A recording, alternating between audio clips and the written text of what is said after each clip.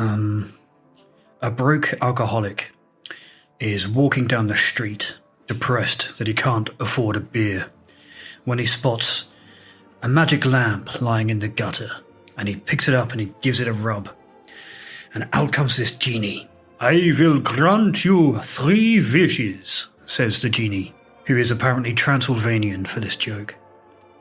"What is your first wish?" And the drunk goes, "Give me a pint glass of beer that never runs out." And the genie says, "I will grant this wish." And poof, the alcoholic has a pint of beer that will never run out. And the genie says, "What would you like your other 2 wishes to be?" And the alcoholic looks at his drink and he says, "Give me 2 more of these."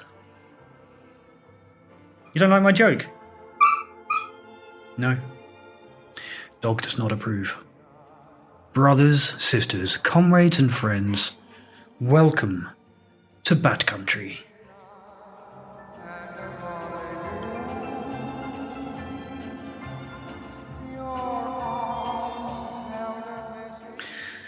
Some alcoholics drink steadily through the day, every day, while some people periodically binge drink themselves to oblivion, episodically. I went through periods of both, but by the end, it was kind of both of them combined. I was drinking binge drinking amounts every day. It's been a very long time since I had a relapse binge, but that doesn't make me feel more secure. Quite the opposite. I'm actually quite a nervous, sober person. I feel confident in my sobriety, but never really secure. It's like climbing a rope ladder. It's perfectly safe, but it never feels stable. I want to talk about binge drinking in general today, but to do that, I need to talk about my own personal experience with it. I need to talk about what my binges looked like a little bit. This might be hard going, I think, this video. It's been a while since I've done a video like this. It always takes a lot out of me to do it. So if by the end of it you found it cathartic, or you found any of it useful, put anything into perspective for you, please do like and subscribe. And now that I'm sober, I need that little dopamine rush anywhere I can get it. My drinking went through several phases, several identifiable eras. Between my early teens and mid-20s, I was just like a big drinker. I would get drunk and do wild things and be active and out and about and socializing and stuff while I was drinking really heavily. And then between my mid-20s to my very early 30s, I became a kind of what's commonly known as a functioning alcoholic. That is to say, I was drinking to drunkenness every day, but still holding down a job and not really seeing, at least at the start, not really seeing the terrible consequences of chronic alcoholism. I was hiding it and lying about it, but generally getting away with it. And then somewhere around 30, I became a binge drinker. And that period was really the worst. The most destructive, certainly. And the hardest to talk about to this day, even though I spend most of my time here talking about it. And that period started as a result of the functional alcoholism, a phrase that I dislike a lot. But I had identified that drinking had become a problem for me in my day-to-day life. And I tried to quit on my own, tried to stop it and couldn't. So I'd have periods of sobriety, but then a week or 2 would go by and my dumb addict brain would like flip a switch and say, okay, you're cured. You're safe now. You've got it you've proved to yourself and to the world that you have this thing under control. You may as well go back to enjoying alcohol. And I'd have one drink, and then I would immediately make up for all of the lost time in sobriety, all of the lost drinking time. If I was sober for 2 weeks, I would do 2 weeks of drinking in 2 days, and repeat, and repeat. And over time, in fact, really quickly, those periods of sobriety grew shorter and shorter, and the binge periods grew longer and longer. And I did that every day until it became chronic alcoholism at binge drinking levels. It was like chronic binge drinking alcoholism. Every day was a binge. And that's why I ended up with unusually severe symptoms of withdrawal. severe withdrawal syndrome, delirium tremens, alcoholic hallucinosis, and alcoholic psychosis. 4 different diagnoses there. All of them overlap with each other, but I went through it all. Until the only periods where I would be sober were because I was in detox or in a psych ward. That was my sober time. And in fact, I remember coming out of a psych ward once after delirium tremens and walking across the road from the hospital into an Asian store where I bought 2 bottles of Baijiu, which is 70% by volume. That's 140 proof for my American viewers. And I was drunk by the time I got home from the hospital. So that attempt to stop being a functioning alcoholic was technically successful, but only in as much as I became a suicidal, obliterative binge drinker. In an effort to quit on my own, I accidentally ended up accelerating the progress of my alcoholism until I was so deep into that cycle that the idea of sobriety was just no longer in my consciousness. It wasn't so much that I was choosing not to get sober. It was more like sober, I had no awareness of it. It's hard to explain. It just wasn't part of my vocabulary anymore. I saw this illusionist once, this illusion show on stage, and the illusionist got this random guy up from the audience, and he hypnotized him so that he could no longer see the color yellow. And then with him in the stage, all these guys in yellow jumpsuits, like head to toe in yellow, came out and started moving the set of the stage around, causing this guy to react with confusion and fear. And then they brought out this kind of yellow forklift, and there was a car on the stage, and the forklift lifted the car and was moving it around the stage, causing this guy to freak out because he couldn't see the color yellow, so he thought the car was floating. That's what my relationship with sobriety is like in a binge. I'm like the guy who's been hypnotized not to see the color yellow. Everybody else can see it. Everybody else is aware that it's there, except me. I'm aware, before you jump in the comments, I'm aware that stage hypnosis like that is all fake and stuff, but I was a kid when I saw it, and it did stick with me. Part of the process of getting sober and maintaining sobriety is understanding where that binge behavior came from if you are a binge drinker like me. Too many people are unwilling to wrestle with this kind of work where you have to consider all of your negative emotions and your negative past behavior, because they worry that by reliving that kind of negative behavior will cause some kind of cycle into negative emotions and therefore spur them to drink. Or they think it's just unhealthy to live in the past, as they say. But I think about it a lot. And to paraphrase the philosopher George Santayana via Winston Churchill, those who don't learn from the lessons of history are doomed to repeat them. And that includes your own history. There's a lot of cognitive behavioral therapy in recovery. A lot of rehab work is all cognitive behavioral therapy. That's why a lot of people in sobriety find Stoicism such a useful system, including me, for sobriety, because CBT is largely modernized Stoicism with a few kind of innovations. And that's what reflecting on all of your negative behavior in the past, that's what examining what it was that was making you behave like that. That's cognitive behavioral therapy. So don't be afraid to examine your own drinking history for clues that might help you avoid a relapse in future. And that's kind of what we're doing today.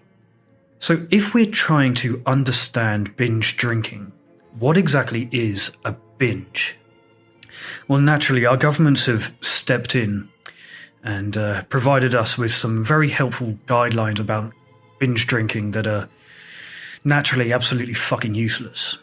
So ignore those. They're all about like whether you drink 5 units in one sitting and stuff like that. It doesn't translate to the real world very well. We're kind of on our own here, and each person's drinking patterns are unique to that person. And I think it's easier to define it by behavior than by statistics. So let's look at some characteristics of binge drinking in order to identify exactly what it is. So I'm going to characterize binge drinking in the following way, with the following characteristics from my own behavior. If you feel like I'm missing something, or if you want to offer an alternative or better definition, please do so in the comments, and I'll pin the best one or something. So, according to me, according to my own behavior, binge drinking is drinking to get drunk. That is to say, drinking to get drunk at the cost of everything else. So whether it's socializing or it's sex or it's wanting to feel confident or wanting to feel creative or wanting to relax, all of that goes out the window if you're drinking specifically to get drunk. When everything becomes secondary to being drunk, that's binge drinking behavior. Number 2, drinking heavily and very quickly, especially to numb negative emotions or to escape from some event. And then drinking regardless of the consequences, even if you know the consequences will be negative. Next, if it is difficult to stop the binge, the drinking, or if you accidentally extend it longer than you had intended. If you're having trouble, like, for me, the obvious one is if you wake up and you drink immediately, then you're in a binge. That's binge drinking behavior. If all of those things happen in one sitting or one drinking session, let's say, then that's binge drinking behavior. And generally for binge drinking, there also needs to be periods of sobriety and abstinence. I'll add another one that may well just be me and just be purely my experience.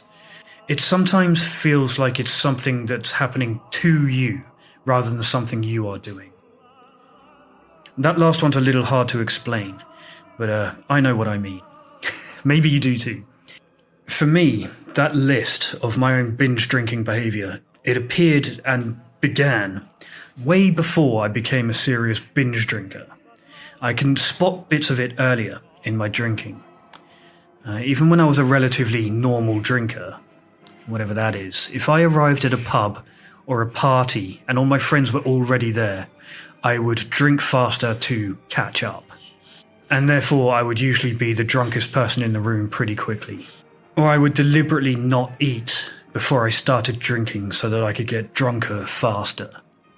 And the night would never be over until there was simply no alcohol left to drink anymore. All of these things were early warnings. It just took me decades to recognize them. Even back then, when I was quite young, quite early in my heavy drinking, teens and 20s, I didn't know it, I was already drinking for the sake of escapism. I still don't know to this day exactly what it was I was trying to escape, but the pattern was there early. And now that I've mentioned it, why do people binge drink? Why do we get trapped in that cycle in the first place?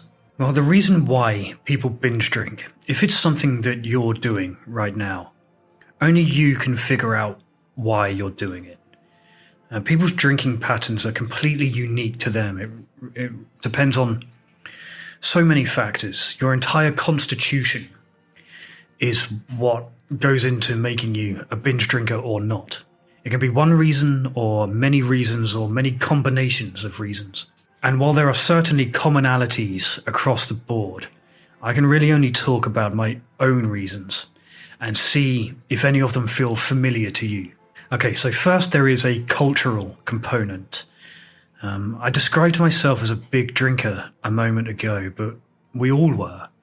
At 16, we were all necking cider in muddy fields and disappearing into the woods or on benches in local parks, like with a bottle of vodka up our sleeve, that kind of thing. Dumping it when we see the police coming. It was normal.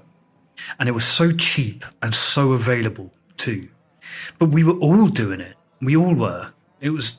But then, if we were all doing it, why was I the only one who emerged later as an alcoholic?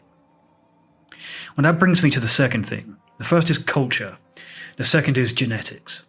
But first, let me just mention that if that question has occurred to you, that you are the only person from your younger friend group who turned out to be an alcoholic, and you wonder why that is, I can assure you, I bet my imaginary hat on it, that you're not the only one. Since I've got sober, I found out recently that several of people from my friend group growing up also developed drinking problems. And not all of them made it. You know, some of them still have problems. Some of them got sober and some of them didn't even make it this far. So I guarantee you're not the only one. The truth is that you're not the only one. We just don't talk about it, even amongst friend groups. As you start to grow up and spread out and start to lose contact a little bit, have your own lives, we culturally don't talk about these things very much. And we have an obligation, or like a coded in obligation, to protect each other's dignity, but also not to pull back the curtain on this issue in case what we see is our own reflection. And therefore, we just don't really broach it with each other very often. But anyway, the genetics is the second biggest component, and some of us are predisposed to an alcohol problem. If we went our entire lives without ever consuming any alcohol, we might never know. But the moment we do, the moment we introduce one molecule of alcohol, then it's like feeding a mogwai after midnight. And it's weird, it's not just a condition that can be transmitted genetically, it's also the behavior. So if, for example, your grandfather was a binge drinker, there's a good chance that you might be too.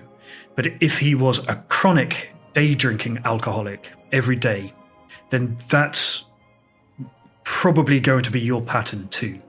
Or it's a higher chance of being your pattern. So like chronic or episodic or whatever kind of alcoholic, that can also be transmitted genetically. Another reason why we get trapped in the binge drinking cycle, for me anyway, was social awkwardness, introversion, self-consciousness, just like social discomfort, for lack of a better phrase. I was kind of a popular-ish kid. I had a big friend group. Wasn't completely isolated, wasn't bullied or anything like that. But what being popular-ish, what passing meant for me, was not that I was naturally charismatic or good-looking or anything like that, or athletic. It was just that I was good at hiding the fact that I was a kind of private and awkward kid. I hid my social awkwardness behind alcohol from the very start. But in the long term, that just didn't help at all. I remember watching an advert for Bacardi or something, where this cool, sexy musician jumped off a stage into the crowd and was crowd surfing. And he looked very cool and interesting and stuff like that. And I did that once in the Rond-Point in France when I was 21. I jumped off a stage and did crowd surfing. And I remember thinking, even while I was drunk, like, I'm not enjoying this kind of forced fun. And I remember thinking, I wonder if anybody here in this room full of 300 people really truly does enjoy it. But for a long time, I tried to be that guy. I tried to be that fun person. I tried to be cool and interesting and confident and sexy and all of that stuff. And I used alcohol to help me try to be that guy, or at least distract people from realizing that I actually was not that guy. And I was, in fact, just a shattering mess of introverted emotion inside. That I was, in fact, very sensitive and not this kind of cool and interesting person. And that really tripped me up in my 30s.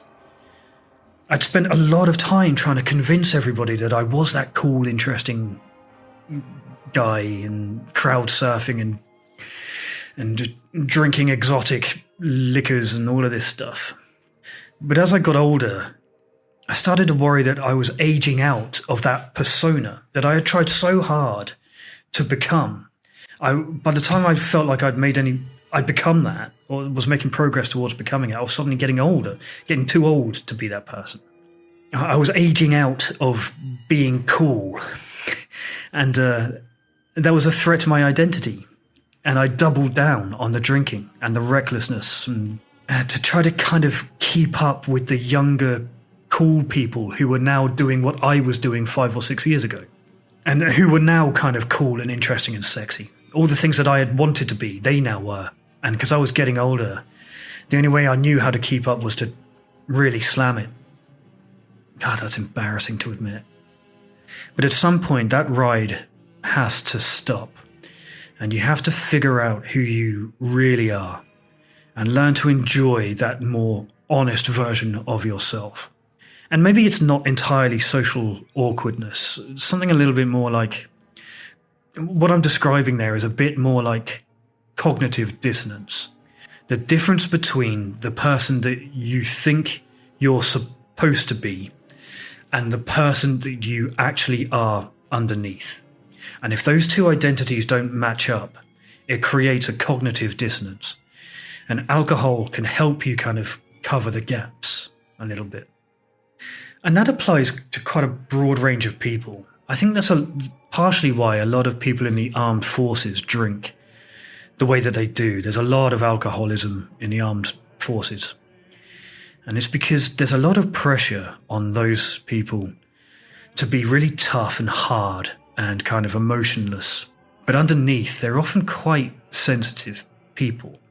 And that sensitivity underneath, or that empathy, or whatever, the humanity underneath that persona that they feel like they have to create, that also creates a sense of cognitive dissonance. There's a lot of alcoholism in the ranks because of that. It's also true there's a very strong correlation between addiction, alcohol in particular, and gender and body dysmorphia. There's a sense of dissonance where your identity doesn't match your image of your identity. It's like identity dysmorphia, I suppose. And I think a lot of us have that to some extent. Anyway, another reason for me, kind of a big one, this was a complex network of underlying and undiagnosed mental health problems. It's hard to know whether the major depressive disorder and the generalized anxiety disorder came before the alcohol, or the alcohol came first, or whether they all came together and are in fact just symptoms of an overarching condition. Whatever the case, in the end, all of those problems added up to the same thing. The mental health and the alcohol, they were all part of the same kind of complex, indistinguishable from each other. And they formed a kind of mutually supporting cycle of addiction. Binge drinking. I drink because I'm depressed. I'm depressed, so I drink. And then if you combine all of that stuff, all of those binge drinking characteristics, with a huge desire for self-destruction and obliteration, then you have a pretty good recipe for a suicidal, nihilistic binge drinking pattern like mine. And there comes a point where you know it's bad for you when you take the first drink. You know it's bad, and you do it anyway, because fuck the consequences. Does any of that sound like you? I wonder. So why is binge drinking so hard to control? Well, it's kind of because binge drinking by definition is a lack of control to start with. You're like a Pringles can. Once you pop, if one of the reasons that you keep falling into binges is because you're occasionally using massive volumes of alcohol to escape from stress or social awkwardness or depression or loneliness or whatever, then alcohol does seem to take the edge off those things for a while. It seems to turn your brain off, makes you less receptive to the negative emotions, makes you less able to feel. And in that way, it's very effective as short-term relief. It's a very good aspirin. Unfortunately, though, that it's so effective that it only reinforces that behavior. Because once you're in the bottle to hide from something, and it works for a while, then you're going to return to that strategy every time you have any negative emotion, over and over again. And pretty quickly, in my experience, that cycle completely replaces your natural reward systems. And alcohol becomes the only way to feel any of the effects of dopamine. And those effects, they diminish over time. And it diminishes the more you drink, which means that you have to drink more for diminishing rewards. And that's a race to the bottom. What I just described, by the way, that kind of reducing dopamine levels, that is brain damage of a sort. Like, alcohol does all manner of damage to your brain. Even infrequent binge drinking causes lasting damage. It takes a long time to recover. And the more frequently you do it, and the more you drink during those binges, the more damage is left behind. And unfortunately, this is just compounding effects of alcohol, is that one of the ways that that damage can manifest is in decreasing self-control, which means that it gets harder and harder to prevent yourself from having that first drink. And when you get to that stage, the brakes are kind of off at that point. They're on fire. And if you're at that stage, it's just getting harder and harder to pull yourself out. And that's why it's hard to break out of that binge cycle. It's because the binge is self-sustaining. God, this all felt suspiciously like advice, didn't it? And I tried to avoid giving actual advice. Sorry about that. It's just I don't want people to go through what I did. I remember a time when it was after I'd spent several months cycling from Shanghai to London. It was after I'd returned, after I'd punched the cop in Kazakhstan and got deported to Azerbaijan and then deported back to the UK. I was a mess by the time I got home from that journey. And I went and stayed with my parents. They looked after me for 2 weeks. I was a real mess. It was months of living in the desert on a diet of vodka and bread and ramen and Mars bars and nothing else. And I stayed with my parents for 2 weeks. And back then, I knew nothing about alcohol except how to put it in the hole in my face. Beyond that, I knew nothing about alcoholism or sobriety or withdrawal or delirium tremens. I was so naive. But I knew that I had a problem. I knew before I set off for the journey that I had a problem. And I got back to my parents and I had 2 weeks of sobriety. My first, probably ever, purely real dedicated 2 weeks of sobriety. Certainly for years, it was the only long period of sobriety that I'd had. And after 2 weeks, I decided that I was cured. And I went to Zagreb in Croatia to restart my job. So when I arrived with my 2 weeks of sobriety, I was kind of committed to staying sober. I knew then that I was an alcoholic, but I thought back then that I would just stop being an alcoholic. That was my treatment plan. That was my sober strategy, was to just not be that thing anymore. I lasted about a week, 8 days I lasted. So I went into an Airbnb for 7 days, and then one of my colleagues offered me a room for free until I found something more permanent, because I was supposed to be there long term. So I was looking for an actual house, and he offered me a spare room, which was just a mattress in an empty room that he had available in his apartment. And I'm a simple man. That's all I needed back then. And I think that he was expecting a really cool and interesting guy who we could cycle to work and back and drink good coffee in smoky underground Zagreb bars and cafes and stuff. And he got that for 1 day. He drove me to work the first day that I stayed with him. We had lunch with the team, and he drove me home, and that was the last time that we did that. The second day, of staying with him, I smuggled home a big bottle of beer and drank it alone on that mattress on the floor in his apartment. And then the third day, I had already switched to vodka. And then by the fourth day, I was drinking at work again. It happened so fast. And he had brought me into his house, offered me a room for free, gave me every convenience I needed. He even gave me a laptop to use because I hadn't picked one up yet since I'd been back. But after that fourth day, we didn't even see each other in his house, in his apartment, because I was always alone in my room, drinking as heavily as I could, as quickly as I could. It just creeps up on you so fast. Especially when you're in early sobriety like I was, and especially when you're completely naive about the real effects of alcohol, which the vast majority of people are. Most people know how to drink it. Very few people know what the consequences can be.